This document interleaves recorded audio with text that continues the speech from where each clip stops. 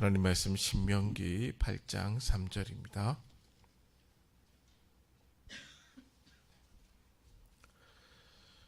신명기 8장 3절 말씀입니다. 우리 봉독하실 때에 함께 한 입으로 봉독하겠습니다. 구약성경 274면에 있습니다.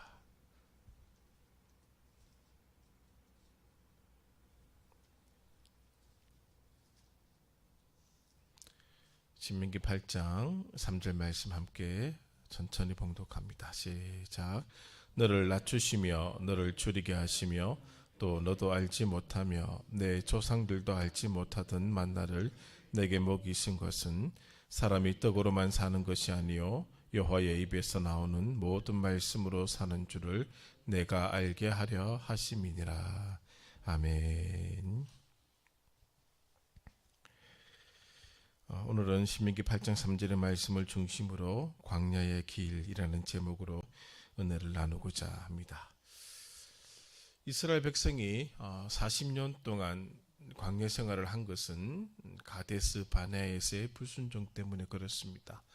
민수기 13장 14장에 잘 나타나고 있는 것처럼 가데스 바네아에서의 불순종은 이스라엘 백성들의 삶을 완전히 바꾸게 된 것이죠. 만약 순종했다면 어떻게 되었을까?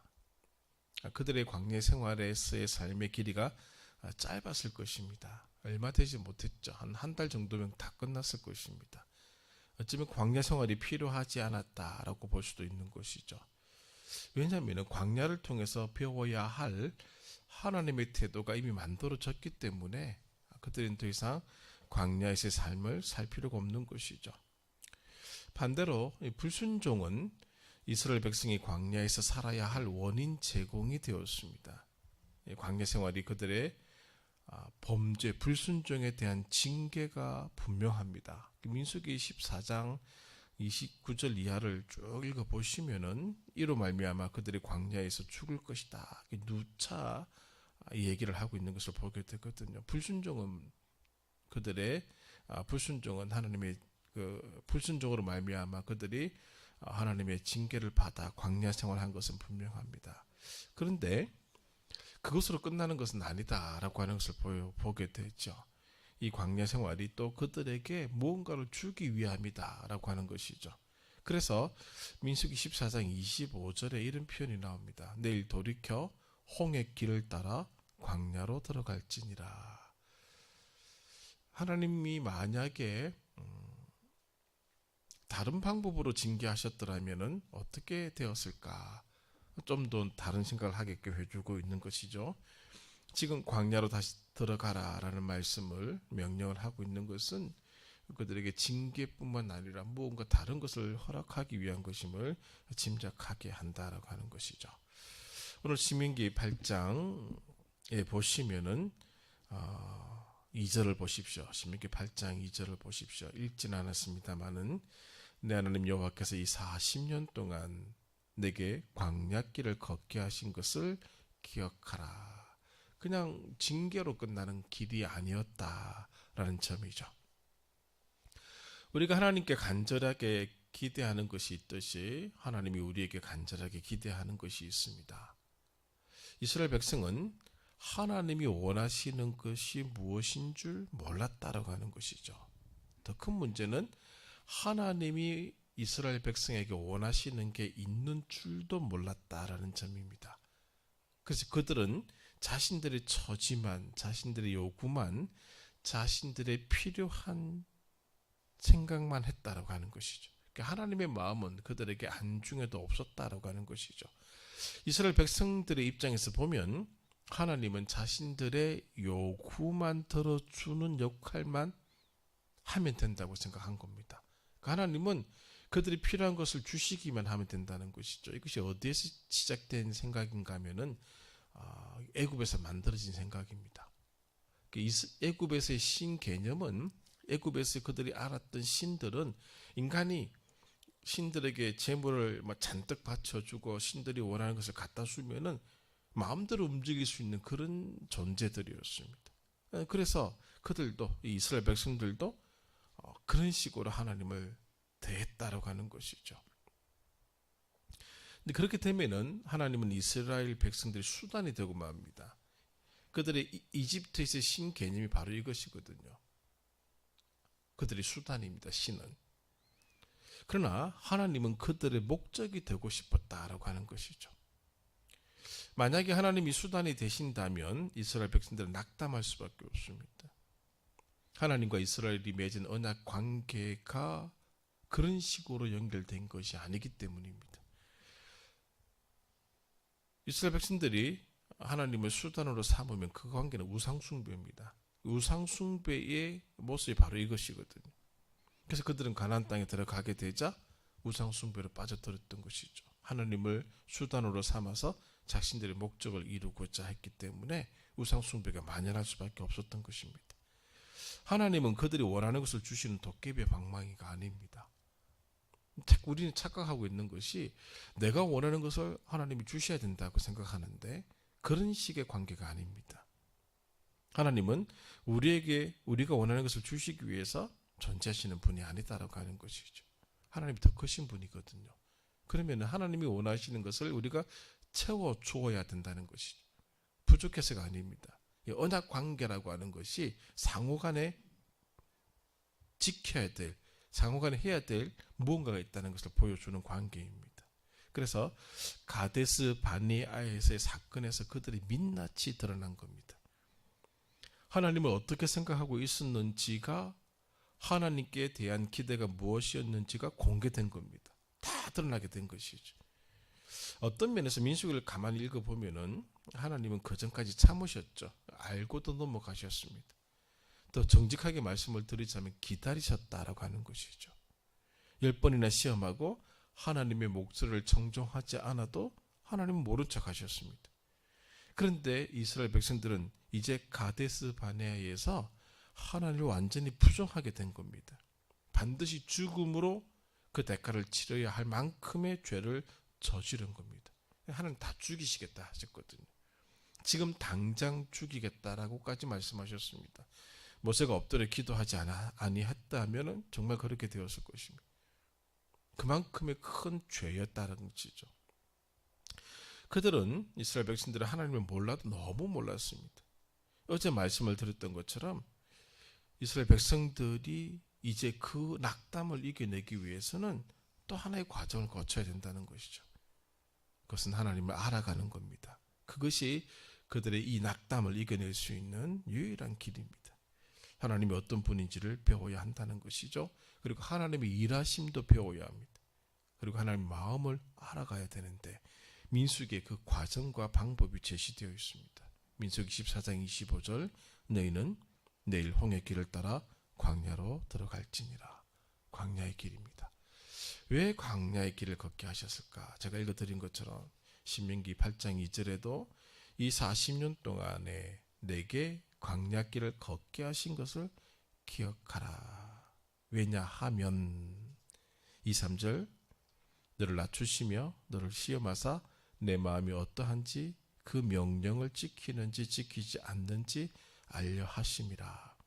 너를 낮추시며 너를 줄이게 하시며 또 너도 알지 못하며 내 조상들도 알지 못하던 만나를 먹이신 것은 사람이 떡으로만 사는 것이 아니요 여호와의 입에서 나오는 모든 말씀으로 사는 줄을 내가 알게 하려 하심이니라. 이것이 광야길을 걷게 하신 이유가 되는 것입니다. 조금 더 이 말씀을 쉽게 한번 들여다보도록 하겠습니다. 하나님이 이스라엘 백성들로 하여금 광야의 길을 걷게 하신 것은 첫 번째, 광야의 길이 하나님 앞에서 취해야 할 태도를 만드는 방법이기 때문에 그렇습니다. 하나님 앞에서 우리가 어떤 모습으로 살아가야 되는지, 어떤 모습이 되어야 하는지를 만드는 길이 광야의 길이라는 것이죠. 광야의 여정은 힘듭니다. 그래서 하나님 앞에 엎드리게 한다는 것이죠. 왜냐하면 광야는 생존을 위한 것을 제공하지 않습니다. 광야는 우리가 생존에 필요한 것들이 없다라고 하는 것이죠. 생명과 가까우냐 죽음과 가까우냐를 보면은 죽음에 더 가까운 곳이 바로 광야입니다. 그래서 광야에서는 누군가를 무엇인가를 의존해야 됩니다. 그래서 이스라엘 백성들 입장에서는 하나님을 의존할 수밖에 없다는 것이죠. 하나님을 바라볼 수밖에 없습니다. 그러면은 겸손해집니다. 하나님만 바라보아야 한다고 할 때에 그들이 할 수 있는 게 아무것도 없으니까 겸비해지는 것이죠. 그렇게 광야는 우리를 낮추는 것이죠. 낮추게 됩니다. 하나님 앞에서 겸비한 자가 되게 하는 것이 바로 광야의 길이다라고 하는 겁니다. 여러분, 이것이 얼마나 큰 힘을 지니고 있는지를 알아야 됩니다. 너를 낮추시며, 2절과 3절에 두 번 나오지 않습니까? 너를 낮추시며. 왜 이것이 중요한 이유가 겸손의, 겸비의 가치와 힘이 굉장하기 때문에 그렇습니다. 나중에 한번 이 구절들을 찾아서 꼭 천천히 읽어보시기 바랍니다. 우리가 잘 알고 있는 역대하 7장 13절과 14절이 그 유명한 구절이 있지 않습니까? 역대하 7장 13절 14절 혹 내가 하늘을 닫고 비를 내리지 아니하거나 혹 메뚜기들에게 토산을 먹게 하거나 혹 전염병이 내 백성 가운데 유행하게 할 때에 엄청난 일이 일어난 겁니다. 하늘에서 비를 내리지 않습니다. 수억 마리의 메뚜기들이 소산물을 단 하루에 다 먹어치우게 되는 일들이 일어나고 전염병이 일어납니다. 근데 코로나 때문에 얼마나 고통을 받았습니까? 그것을 바꿀 수 있는 단초가 어디에 있는가 하면은 내 이름으로 일컫는 내 백성이 그들의 악한 길에서 떠나 스스로 낮추고 겸비할 때 엄청난 일이 일어나는 겁니다. 그리고 몇 구절 더 보면은 이런 구절들이 있죠. 열왕기상 21장 29절에 아합이 바알 신앙을 주도하고 바알 신앙이 북왕국을 완전하게 지배하게끔 만들었던 사람이 아합입니다. 근데 그 아합이 하나님 앞에 겸비한 자세를 취하게 되자 하나님이 징계를 거두십니다. 엄청난 일이 일어난 것이죠. 열왕기하 22장 19절에 요시야 대왕이 율법책을 발견합니다. 겸비한 자세를 취합니다. 역대하 33장 12절 13절 북남왕국의 역사에서 가장 악한 왕, 이 왕으로 말미암아 하나님이 유다를 멸망시키셨는데 이 므낫세가 겸비한 자세를 취하자 하나님이 재앙을 그 다음 세대로 넘기셨습니다. 엄청난 일입니다. 하나님 앞에서 낮추는 이 겸비한 자세를 취하는 것이 얼마나 큰 힘과 가치를 지니고 있는지를 보여주고 있습니다. 오늘 우리가 다른 건 다 잊어버리더라도 하나님 앞에서 겸비한 자세를 취하는 것은 굉장히 중요합니다. 우리의 기도를 열어주는 것이죠. 겸비하고 기도할 때 하나님이 그 기도를 들으신다라고 하는 것이죠. 이렇게 잘 알고 계신 것처럼 잠언 18장 12절에 겸손은 종기의 앞잡이다는 거죠. 그만큼 겸손이 중요합니다. 어디에서 겸손이 나오는가? 광야의 길에서 나옵니다. 낮추게 하는 거죠. 아무것도 아닌 존재임을 깨닫게 하는 것이 광야의 길입니다. 혼자 어린아이를 광야의 길에 던져보십시오. 반나절도 못 살고 죽습니다. 그게 인간이라는 것이죠. 그걸 보라는 겁니다. 두 번째는 이 광야의 길이 우리의 속 마음을 노출시키는 강제적 방법이기 때문에 그렇습니다. 광야에 살면, 광야의 길을 걷게 되면 우리의 자아가 산산이 깨어지게 되어 있습니다. 높아지기 위한 어떤 시도도 할 수가 없습니다. 포기하게 된다는 것이죠. 저절로 포기할 수밖에 없습니다. 왜? 광야의 주인은 하나님이시기 때문입니다. 그 어떤 것도 광야의 주인이 될 수가 없습니다. 그래서 오늘 이 8장 3절에 보시면은 테스트란 말씀하고 있죠. 2절에 너를 시험하사, 8장 2절에 너를 시험하사 내 마음이 어떠한지 그 명령을 지키는지 아니 지키는지 알게 하게 하십니다. 광야의 길이 우리의 속마음을 노출시킵니다. 그래서 일종의 시험을 하게 하는 거죠. 시험지를 치르는 과정이죠. 하나님의 계명에 대한 태도를 시험하는 것이 광야의 길이다라고 하는 것이죠.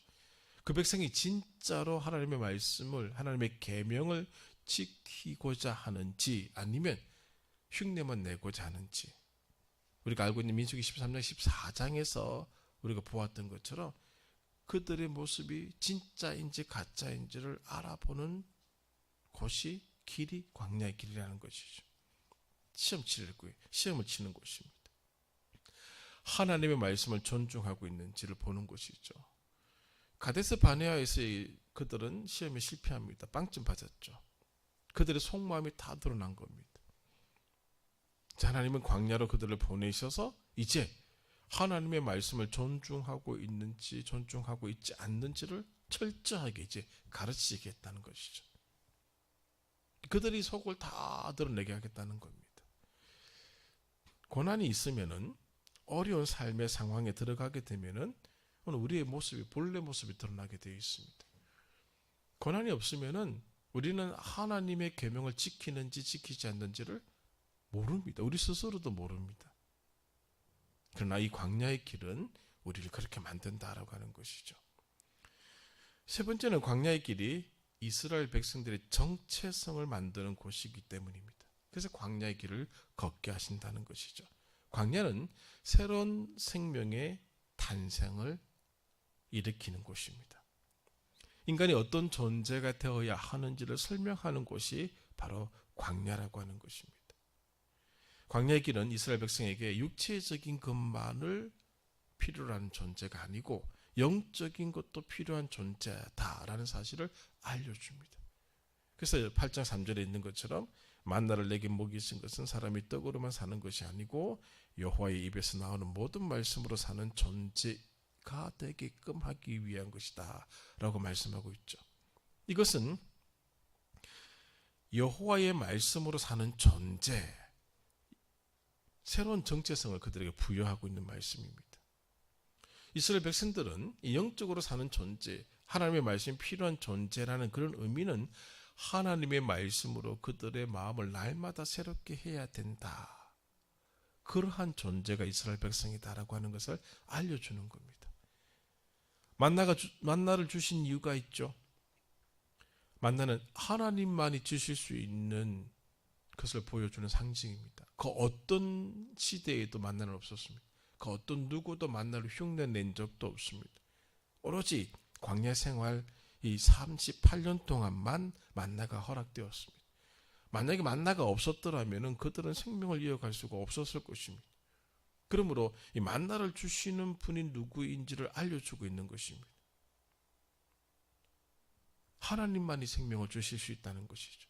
그러므로 하나님의 말씀을 그들이 먹고 살아야 된다는 사실을 깨닫게 하는 겁니다. 생명은 육체적인 것만으로 유지되는 게 아닙니다. 영적인 것이 공급되어야 됩니다. 그래 살아있는 존재입니다. 육체적인 것만 공급된다면 죽은 존재죠. 우리도 정신의 가치를 알고 있습니다. 오늘 하나님 앞에 영적인 존재로 살아가게끔 만들어주는 그의 역할이 어디에서 일어나는가? 광야의 길에서 일어난다는 것이죠. 이것을 이 광야의 길이 보여주고 있는 것입니다. 그런데 하나 더 들어가서 왜 하필이면 광야의 길에서 이것을 가르쳐 주셨을까? 왜 하필 광야의 길에서 이것을 가르쳐 주셨을까? 다른 데서 가르쳐 주시면 안 될까? 가나안 땅에 들어가서 가르쳐 주시면 안 될까? 뭐 여러 가지 생각을 할 수가 있는데 이 8장 3절에 말씀이란 단어가 나오지 않습니까? 모든 말씀으로 사는 줄을 내가 알게 하려 하심이라. 말씀. 이 말씀이란 히브리어 단어를 가만히 쳐다보면은 굉장히 많은 의미들을 가지고 있습니다. 이 말씀이란 단어 자체가 1차적인 의미는 무엇인가 하면은 하나님의 깊은 곳에서부터 나온 말, 그걸 말씀이라고 합니다. 그래서 지성소에서 나온 말이라고도 번역해도 틀리지 않다고 합니다. 지성소의 다른 이름이 말씀이라는 것이죠. 신탁이라는 뜻도 있습니다. 하나님의 내면에서부터 나온 말씀이 말씀입니다. 그러니까 하나님이 주신 것이다라고 하는 것이죠. 그런데 이 말씀이라는 어원에서 또 다른 의미를 끄집어낼 수가 있는데 광야라고 하는 의미가 이 말씀이라는 단어에서 나옵니다. 히브리를 가만히 보면은 말씀이라는 단어 앞에 뭔가 앞에 하나 더 붙여두었습니다. 우리가 아담이라는 단어에서부터 아담아라는 단어를 유추해낼 수가 있습니다. 아담이라는 단어에서 흙이라는 단어를 생각하게 한다는 거죠. 어원이 같다는 겁니다. 어근이 같다는 겁니다. 이 광야라는 단어하고 말씀이라는 단어하고 어근이 같습니다. 놀랍지 않습니까? 말씀과 광야가 연결되어 있다는 겁니다. 광야는 말씀과 동떨어져 있을 수가 없습니다. 그래서 하나님이 광야에서 만나를 먹이신 것처럼 말씀을 먹이신다는 것이죠. 이 단어 속에 이미 그것을 주셨다는 겁니다. 말씀을 먹는 것은 광야라는 겁니다. 아담은 어떤 존재? 흙이란 것이죠. 흙이니 너는 흙으로 돌아간다는 겁니다. 그 근원을 보여주는 것처럼 광야의 근원은 말씀을 먹는 것이다 라고 하는 것이죠. 그래서 하나님이 광야의 길에서 이것을 가르쳐 주셨다는 겁니다. 세 번째, 이 말씀이라는 단어에서 어떤 단어가 또 만들어지는가 하면은 목초지, 양을 먹이는 사육장의 의미를 나타낼 때 이 단어를 씁니다. 광야가 말씀의 목초지가 되는 겁니다. 광야가 하나님의 백성을 먹이는 장소가 된다라고 하는 것이죠. 그래서 하나님이 광야에서 우리에게 말씀을 먹이고 이렇게 세우고 소생시키고 생명을 주신다는 겁니다. 이 광야라는 단어 속에 이것이 다 포함되어 있는 겁니다. 그래서 이스라엘로 하여금 광야로 들어가라 라고 말씀을 하셨던 것이죠. 이 광야의 길을 걷게 한 것은 너희들 이제 고생 좀 해봐, 그런 개념이 아닙니다. 광야에서 하나님의 말씀을 먹음으로써 새로운 존재가 되라는 겁니다. 이제 광야로 보내서 말씀을 먹이겠다라는 그런 의도가 이 민수기 14장의 그 25절의 말씀 속에 들어가 있는 겁니다. 하나님을 배우는 인생 학교를 만드셨다라고 하는 것이죠. 인간은 욕망의 존재입니다. 무언가를 추구하고 사랑하고 충동을 느끼는 것을 욕망이라고 얘기하죠. 광야의 길을 걷지 못한 인간은 육체적인 것만을 추구하고 사랑하고 충동을 느낍니다. 그러나 광야의 길을 걸어간 자들은 하나님을 사랑하고 추구하고 바라보게 된다는 것이죠. 이것을 우리 이스라엘 역사를 통해서 우리는 이미 배우고 알고 있는 것이죠. 하나님이 그들을 광야로 보내신 것은, 광야의 길을 걷게 하신 것은 불평과 불만, 불순종을 만들기 위해서가 아닙니다. 그들의 불순종에 대한 대가를 치러서 하나님이 그들에게 그런 혹독한 여정을 살라고 보낸 것이 아니다라고 하는 것이죠. 광야의 길은 불평, 불만, 불순종을 바꾸어 감사, 순종, 만족으로 접어들게 하는 길이 광야의 길이라는 것이죠. 광야의 길은 감추고 싶은 우리의 마음을 노출시키는 곳입니다. 광야의 길은 하나님만 집중하게 합니다. 다른 곳에 다른 것에 시선과 마음을 빼앗길 염려가 없습니다. 왜? 아무것도 없습니다. 아무것도 없습니다. 나중에 한번 우리가 이스라엘을 방문할 기회가 생기면, 혹시 이집트를 갈 기회가 생기면 이 광야를 가끔 나가게 합니다. 아무것도 없습니다, 여러분. 유다 광야도 아무것도 없습니다. 광야의 길은 하나님과 우리가 누구인지를 배우게 한다는 것이죠. 광야의 길을 경험하지 않았다면 하나님은 우리를 광야의 길을 걷게 하실 것입니다. 광야의 길은 반드시 걸어가야 할 삶의 여정입니다. 그러므로 오늘 우리가 광야의 길에 들어섰다면, 광야의 노정에 있다면 감사할 일이라는 것이죠. 왜냐하면 하나님과 우리 자신을 알아가고 있는 중이라는 것을 보여주는 겁니다. 2025년이 광야로 들어가는 길목이 될 수도 있습니다. 광야가 보이면 두려워하죠. 그건 두려워할 필요가 없습니다. 왜? 광야는 하나님의 내면에서 나오는 말을 만날 수 있는 곳이고, 광야는 하나님의 말씀으로부터 파생된 말씀이 만들어 준 곳입니다. 말씀을 만날 수 있는 곳이고 우리에게 말씀을 먹이는 곳이 광야입니다. 그러므로 광야가 보이면은 두려워할 필요가 없습니다. 그리로 들어가면 되는 것이죠. 그리고 그 광야가 우리를 놀랍게 변화시킬 것입니다. 광야의 길은 이스라엘 백성을 바꾸는, 그래서 이렇게 말씀을 쭉 보여주고 있는 겁니다. 나도 신명기 8장을 처음부터 끝까지 한번 천천히 읽어보십시오. 하나님께서 그 광야를 걷게 하신 결과 이스라엘이 새롭게 만들어졌음을 보여주셨습니다. 오늘 2025년이 우리가 어떤 모습으로 다가올지는 모르겠습니다. 어떤 사람에게 낙담의 길이 될 수 있겠습니다만은 또 누군가에는 광야의 길이 되어서 하나님 말씀을 배우는 그런 곳이 될 수 있다라고 하는 것이죠. 그런 기대와 함께 용기를 가지고 오늘 하나님이 허락하시는 그 길들을 살아가야 할 것입니다. 함께 기도하도록 하겠습니다. 하나님께서 우리를 광야로 보내신다면은, 광야의 길을 걷게 하신다면은 말씀을 주기 위한 것이다. 그것을 배웠습니다. 이 시간 2025년이 우리에게 광야의 길이 될 수도 있습니다. 그때 이 신명기 8장 2절과 3절을, 신명기 8장을 기억하셔야 됩니다. 우리가 어떤 존재가 되어야 하는지를 비로소 알려주시기 위함이다. 우리를 가르쳐 주시는 하나님의 손길이 있는 길이다라고 하는 것을 기억하시고 광야의 길을 걸으시기를 바랍니다. 함께 이 말씀을 가지고 기도하도록 하겠습니다. 하나님 아버지, 감사를 드립니다. 우리를